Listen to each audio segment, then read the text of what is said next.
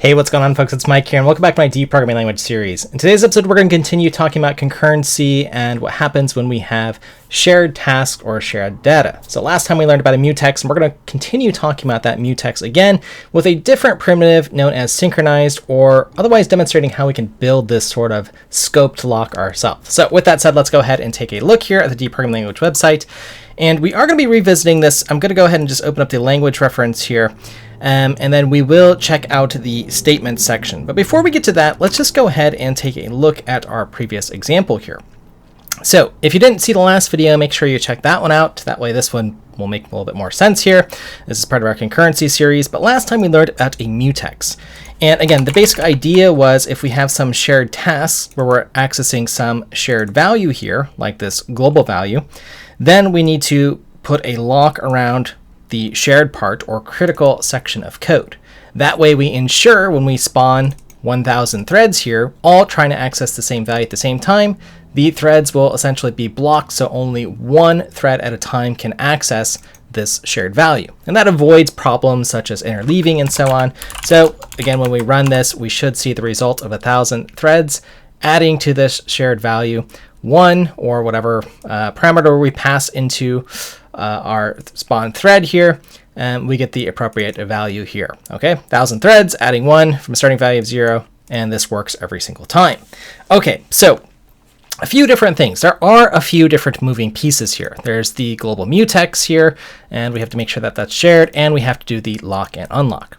Now, what we could do here is we could start wrapping some of these values here into its own type here. But D already provides a primitive for us. So what I can go ahead and do here is let's comment out the global lock here. Let's comment out this here. And again, let's just go ahead and ensure that we have messed things up just enough here that we start getting a undeterministic result here. And let's also get rid of this here as well. That should fix our error. And once again, we're back to the problem from the start of our last video where we're getting a non-deterministic result here. Okay, so what we can do in D to enforce this synchronization is to use the synchronized keyword, and just wrap it in a block here. Okay, so now when we run this, this will work every single time. And this is kind of a cool thing. And if you're familiar with the Java programming language, this is where I first learned about synchronized. I don't know which language had it first, or if other languages had it, please let me know in the comments so I can give credit to them. But again, this is a really easy way to create a shared section of code amongst threads. So let's go ahead and learn a little bit more about what this synchronized code block is. And again, we're going to go into the D language specification. Let's go to synchronize. Nope, there's nothing there. So it's under statements, I believe. And let's go down to the synchronized statement here so we can learn a little bit about it. So the synchronized statement wraps a statement with a mutex locking, unlocking to synchronize access among multiple threads. I believe what the compiler is basically going to do is per synchronized statement that we write, create a unique mutex for it. Now, whether that's at the function level or whatever is sort of described here, that it's going to create the global mutex one per synchronized statement. So, I mean, this means we're potentially going to be creating lots and lots of locks here. Again, if I use them, 15 different synchronized blocks, 15 different mutexes are created. So this is a nice feature, but it is just something to be aware of that this is what's going on here. But with that said, it makes it relatively trivial for us to share data without really having to think about things too much, let's say. Which again, from a performance standpoint, you might want to think about, could I share this lock or do I need to share this lock and so on? That can be the issue. But generally, I'm in favor of primitives that make it really, really easy for us to, have concurrency. Okay. All right. So some other things that I'd let you know about synchronized statement is basically you can pass in the object in which you want to have a lock on here. So there's a few details we might get into a little bit later because we can actually synchronize a whole class with a synchronized keyword. That way accesses within a class's object are sort of have an enforced ordering, or that is to say we can avoid data races, but we can pass in an object, or we can actually pass in locks in these synchronized blocks here. So and these locks even handle recursion. Okay, so a lot of nice things that we can do here with the synchronized statement here. So again, if I have a recursive function, the mutex will basically be responsible for understanding that, okay, yeah, this is a recursive function. If I'm the owning thread calling back into the function, I should still own that lock, and I effectively won't deadlock myself. Okay. Okay, so that's a little bit to know about synchronized, but what if you didn't want to use synchronized and you wanted to have this sort of same effect here? Well, I commented out this here. So let's just create something. I'm just going to create it as a struct for now. And in other languages like C++, for instance, you'd have something like a scoped lock, which is basically the same thing that we want to do here. So what I'm going to do here is let's go ahead and let's take our mutex here, and what I'll go ahead and do here is kind of sketch this out. And I'm using a struct because I want RAII here. So RAII for a automatic lock/unlock. Okay, and basically what I'm going to do is on creation is I want to have a lock created, and then when I unlock it, I want to or rather when I destroy this object, I want to unlock it. Okay, that's going to be the basic structure here. And a few different ways, again, that we can do this. Now, again, and some other things that we're going to have to think about is, well, remember, we're going to need to make this shared. So one way that we could sort of share this is maybe make it static so that it's one lock created. Again, kind of doing the same job as synchronized. So I'm going to try to see here, can we basically get rid of synchronized here? So I want to take my lock and unlock here. So let's go ahead and kind of push these over here. And what I'm going to go ahead and do here is let's get rid of some of these comments here. So this is one strategy. And then let's go ahead and work on our other strategy here where we want to protect this critical section. Now, so basically what I want to do here is create something like a scope lock. I'll just call it a lock here. And I could probably do something like just wrap it in a scope here.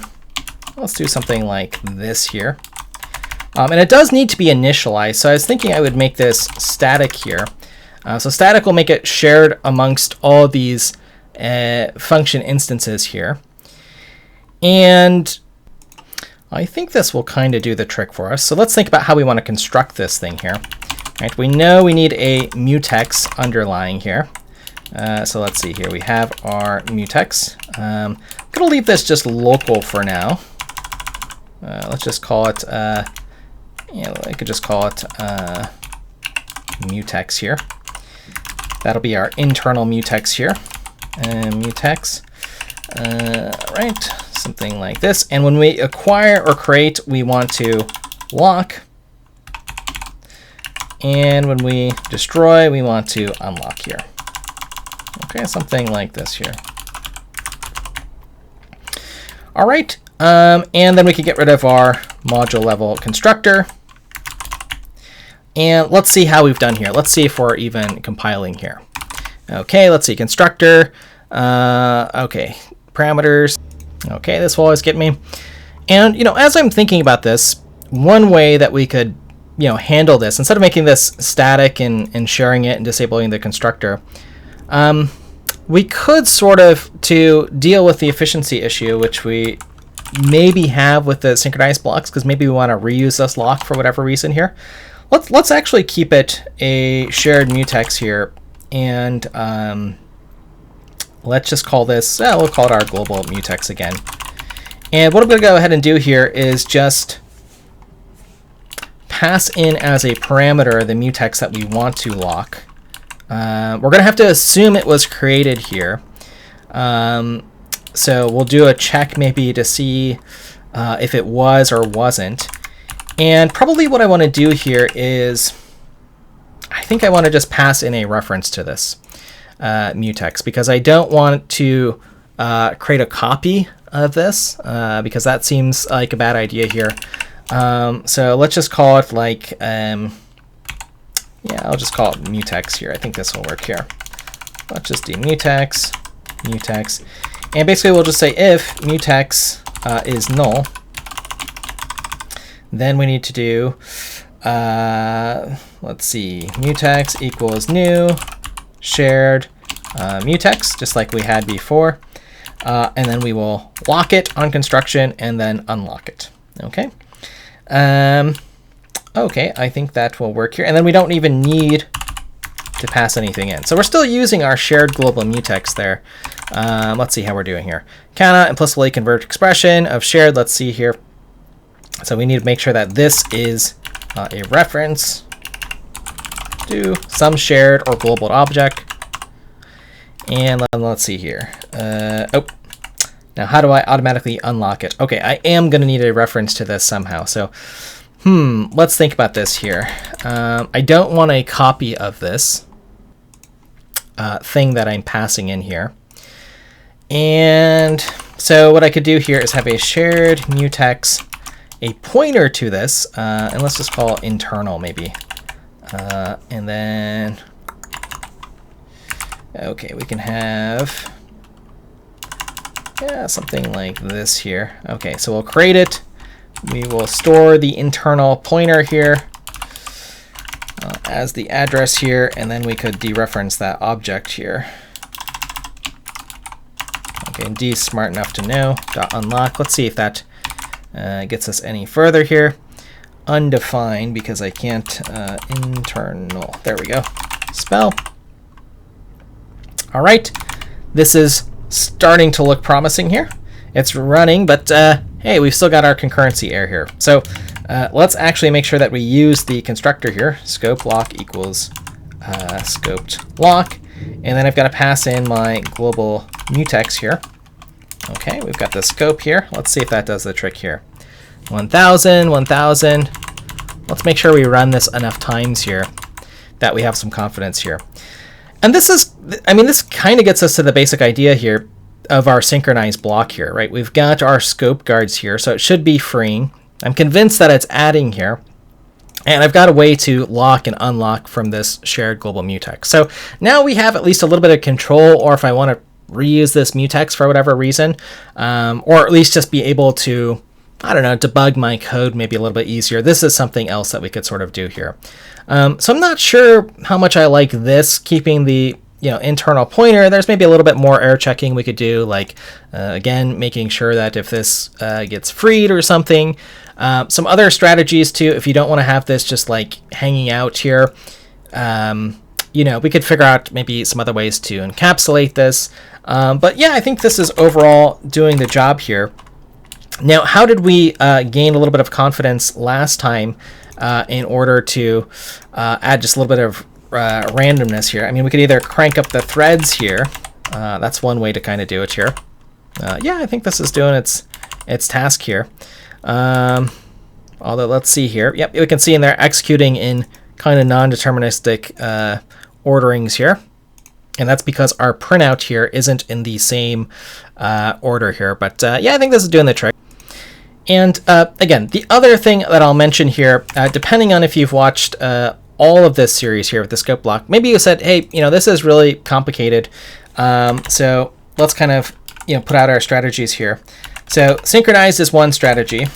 And I think this is kind of the easiest, but I don't know how much people like synchronized. And this also has to deal with what are in classes in D. This is a second strategy with a scoped lock that we made. We also don't have to build these things, right? Again, we can just do the old-fashioned way here, which is just with a mutex, our global mutex lock and global mutex unlock. And again, this is fine enough here.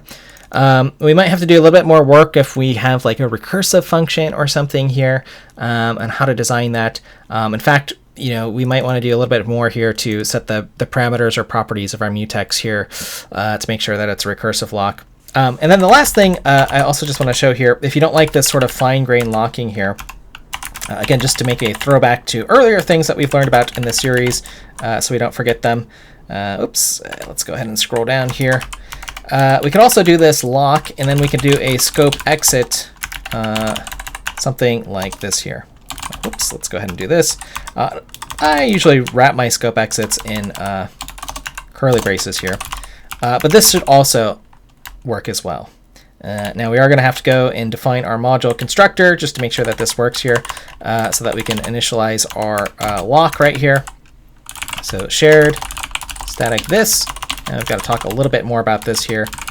Our global mutex equals new shared mutex.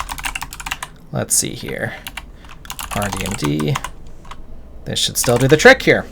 Okay, so a few more strategies for locking here. Don't forget about our scope exit statements, and this is also exception safe if you're worried about that.